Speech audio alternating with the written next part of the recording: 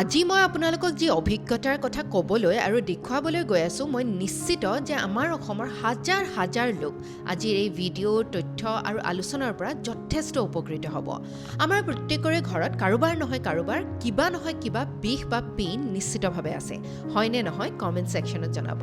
কিন্তু আমি কি কৰোঁ, আমি অলপ বিষ হ'লেই লগে লগে এটা টেবলেট খাই লওঁ বা পেইন কিলাৰ খাই দিওঁ। কিন্তু সেই পেইন কিলাৰবোৰে আমাক স্থায়ী সমাধান দিয়ে জানো, নে কেৱল কিছু সময়ৰ বাবে বিষটো সাময়িকভাৱে বা টেম্পৰেৰিলি কমাই ৰাখে? আজি মই য'লৈ আহিছোঁ তাত এজন মানুহে ইমানবোৰ মানুহক পুৰণি বিষৰ পৰা যিদৰে পৰিত্ৰাণ দিছে, সেয়া দেখি মই নিজেও আচৰিত হ'লোঁ আৰু আপোনালোকেও সেই কথা তেওঁলোকৰ মুখৰ পৰাই শুনিবলৈ পাব। যোৱা সপ্তাহত আমাৰ মৰমৰ মিনতী বাইদেৱে বাথৰুমত পিছল খাই পৰিল আৰু তাৰ বাবে ভৰিত এটা বিষ হৈছে বুলি মোক তেওঁ জনাইছিল। ঠিক তেনে সময়তে মই সন্ধান পালোঁ এজন যুৱকৰ, যাৰ নাম হৈছে নবেন্দু সাহা। তেওঁ কোনো ঔষধ নোহোৱাকৈ কেৱল প্ৰাকৃতিক পদ্ধতিৰে একিউপাংচাৰ, য়োগা আৰু ডায়েটিঙৰ জৰিয়তে পুৰণি আৰু দীৰ্ঘদিনীয়া বিষ নিৰাময়ৰ কাম কৰি আছে। সেইবাবে মই মিনতী বাইদেউৰ সৈতে গুচি আহিলোঁ নবেন্দু ডাঙৰীয়াৰ ওচৰলৈ, মংগলদৈত অৱস্থিত তেওঁৰ ক্লিনিক নিৰাময় পেইন কেয়াৰলৈ। এতিয়া বাইদেউৰ ওচৰলৈ আহিছোঁ।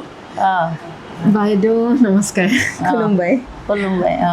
আপুনি আপোনাৰ পেইন আছে নেকি ক'ৰবাত? বিষ আছে নেকি ক'ৰবাত? মোৰ বিষটো এতিয়া অলপ আছে আৰু এইখিনি। আৰু এতিয়া ইমান দিনৰ বেমাৰ, অলপতো থাকিবই। আপুনি কিমান আহি থাকিলে সেইখিনিও শেষ হ'ব। আপোনাৰ বহুত বিষ আছিলে নেকি আগতে? আগত বহুত আছিলে। কিমান বছৰৰ বিষ? 10 বছৰ। 10 বছৰৰ? বহিলে উঠিব নোৱাৰে। এনেকা মানে সাহা ডাঙৰীয়াৰ ওচৰত আপুনি কেতিয়াৰ পৰা ট্ৰিটমেণ্ট লৈছে? মই আজি 15 দিন, 1 মাহে হ'ল কিজানি। আচ্ছা। এনেই কৰিছোঁ মাত্ৰ 15 দিন। ঘৰত কাম আছে, নাহিলোঁ, আছোঁ। এতিয়া আজি আহিলোঁ, আপুনি চাব, আপোনাক চাব। মোকো চাব আহিছে আজি। আৰু পিছে আপুনি এতিয়া ভাল পাইছে নাই বিষটো? যথেষ্ট ভাল। যথেষ্ট ভাল। ঈশ্বৰৰ কৃপাত আচ্ছা, বিৰাট ভাল পাইছোঁ। আৰু এতিয়া আপুনি মানে, মোৰ মাৰো মানে বিষ আছে, সেইকাৰণে মই আজি মানে আহিছোঁ ইয়াত চাবলৈ। তেওঁ মানে বিষত বহুত কষ্ট পাই থাকে, সেইকাৰণে সুধিছোঁ আপোনালোকে ভাল পাইছে নে নাই পোৱা। ভাল পাইছোঁ, বহুত ভাল পাইছোঁ। তেওঁ আজি আহিছে। আপুনি মানে লগ ধৰি আনিছে নেকি? আপোনাৰো বিষ আছে নেকি? আছে, এতিয়া অলপ ভাল পাই উঠিছে। ইয়াতে খোজকাঢ়িব পৰা নাছিল, গাড়ীৰ পৰা দৌৰি আনিছোঁ। আপুনিও, মই শুনিছিলোঁ যে আপুনি ষ্টাৰ্টিঙতে আপুনি উঠিব পৰা নাছিলে। পৰা নাই, এইটো উঠিবই পৰা নাছিল।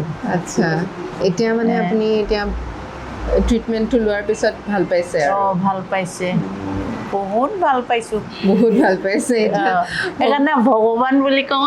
ভগৱান বুলি কয়? বাপৰে, এইটো বহুত ডাঙৰ কথা। আমাৰ বুঢ়া বুঢ়ী কথা পাতে, মই ভগৱানকে পালোঁ বুলি। এইটো বহুত ডাঙৰ কথা কৈছে আপুনি। নহ'লে ইমান বছৰ ঘূৰি আছোঁ দুনিয়াটোৱে, চেন্নাই পৰ্যন্ত গ'লোঁ, তথাপিও ভাল নহ'ল, মোক ভাল কৰিব নোৱাৰিল। আপোনাৰ ঘৰ ক'ত বাইদেউ? কপাটি। ইয়াতে মংগলদৈ? নহয়, এই দলগাঁও ওচৰত।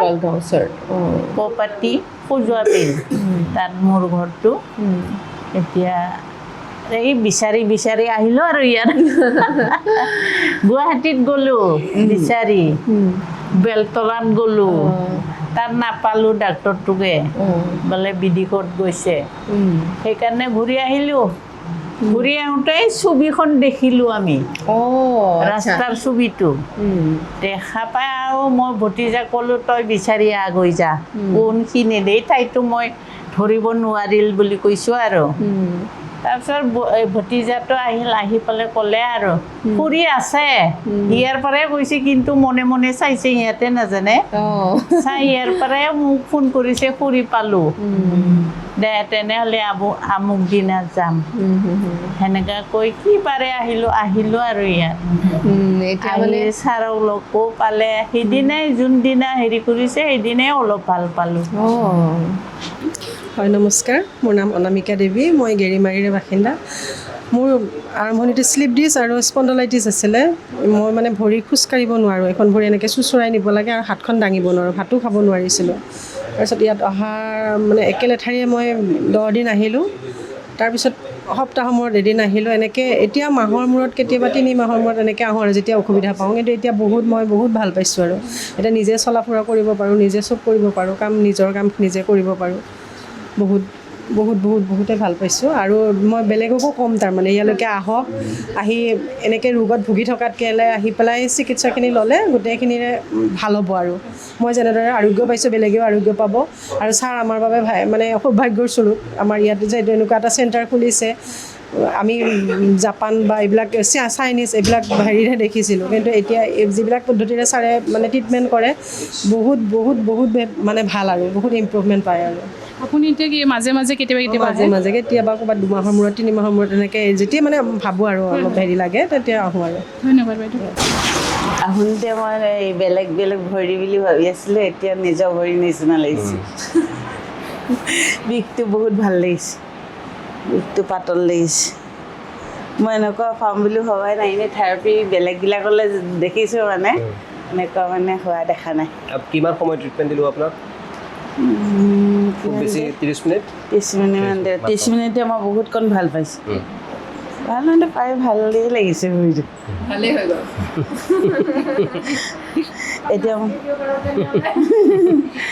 তাৰমানে আগত মই এনেকুৱা কৰিব নোৱাৰিছিলোঁ, সেইকাৰণে মানে বহুত বিষ আছিলে। এতিয়া মই বেটাক ল'ব পাৰিম ন দে। থেংক ইউ ইমানখিনি কৰি দিয়াৰ কাৰণে। ধন্যবাদ। থেংক ইউ, চবকে থেংক ইউ কৈছোঁ, বহুতকণ আৰাম পালোঁ মানে। আপোনাৰ হাতততো কোনো বিষ নাই, কিন্তু এতিয়া চাব এইটো বস্তু বেলেগে ধৰিব নোৱাৰে, এইটো আমাৰ হাতৰ পৰাই আপুনি অনুভৱ ফিল কৰিব পাৰিব। নবেন্দু সাহাই বেংগালুৰুত বহু বছৰ ধৰি একিউপাংচাৰ যোগ আৰু প্ৰাকৃতিক চিকিৎসা বিজ্ঞানৰ উচ্চ শিক্ষা আৰু প্ৰেক্টিকেল অভিজ্ঞতা গ্ৰহণ কৰি অসমলৈ ঘূৰি আহিছে আৰু সেই শিক্ষাৰ দ্বাৰা বহু বিষত ভুগি থকা লোকক যেন তেওঁ এক নতুন জীৱন প্ৰদান কৰিছে। আৰু একিউপাংচাৰ বুলি ক'লে বহুতে ভয় খায় যে বেজীয়ে ফুটাব, বিষাব চাগে। ময়ো সম্পূৰ্ণকৈ এই প্ৰণালীটো আগেয়ে দেখা নাছিলোঁ, কিন্তু নবেন্দু ডাঙৰীয়াই এই প্ৰণালীটোৰ লগতে আন বহুকেইটা প্ৰণালীৰ কথা মোক বিতংভাৱে বুজালে।